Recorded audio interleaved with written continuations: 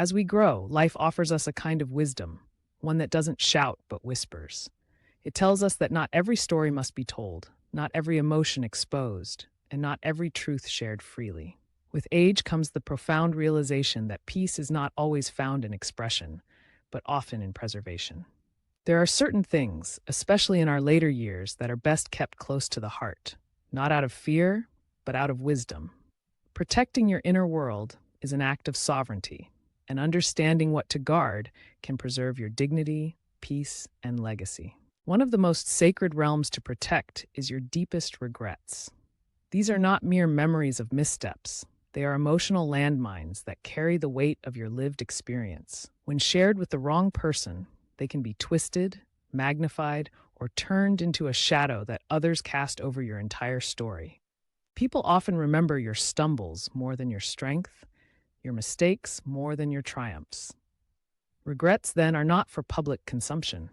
They are private manuscripts, lessons that shape your wisdom, but should only be revealed to those who have earned your trust through years of loyalty and love. In the hands of a trusted confidant, they can become sources of healing, but in careless company, they can become weapons. Equally important to safeguard is the truth of your financial landscape. In later life, money, whether abundant or modest, becomes a magnet for projection, judgment, and sometimes exploitation. Once others know your financial position, you may be seen less as a person and more as a means to an end. Family tensions can rise, friendships may shift, and opportunism may lurk where you least expect it. While generosity is beautiful, the details of your assets and savings should remain part of a quiet conversation, reserved only for those who have consistently shown integrity. Let your finances be a sacred monologue, not a public performance. In doing so, you protect not only your peace of mind, but also the dignity of your legacy. Then there is your pain, a deeply human, often invisible companion. While sharing sorrow can sometimes bring relief, not all listeners are healers. Some will use your pain to elevate themselves, offering hollow sympathy or appropriating your suffering for their own narratives. Others may use it to manipulate or judge. Pain deserves to be heard, but only in spaces that are tender and trustworthy. When shared with someone wise and compassionate, your grief can find rest, but in unworthy hands it can be mishandled and misused. In your later years, your pain is not weakness, it is proof of survival, and it should be held with reverence. Another realm to guard is your future dreams. Contrary to what some may believe, dreams do not vanish with age. They simply soften, becoming quieter, more intimate. Whether it's a place you'd still like to visit, a skill you want to learn, or a contribution you hope to make, these dreams are sacred embers that must be sheltered from cold winds. When exposed to skepticism or ridicule, they can easily be extinguished. Share them, yes, but only with those who believe in second chances, who understand that life's final chapters can be the most profound.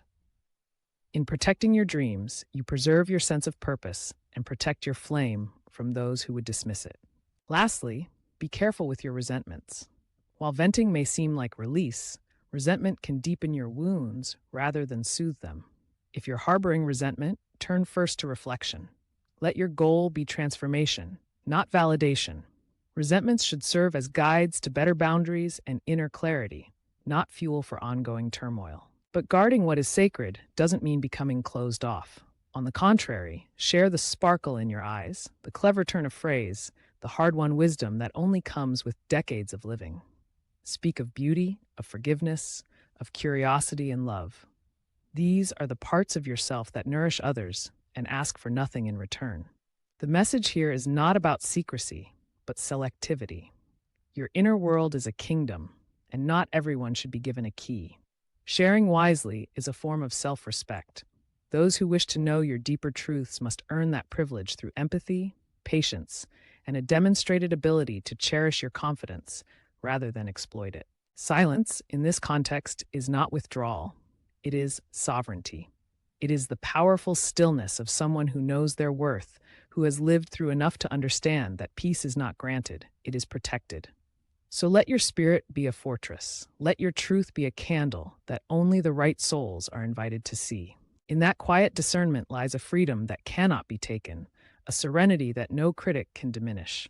In old age, the greatest strength is often the quietest. The strength to know when not to speak and when to let your life speak for itself.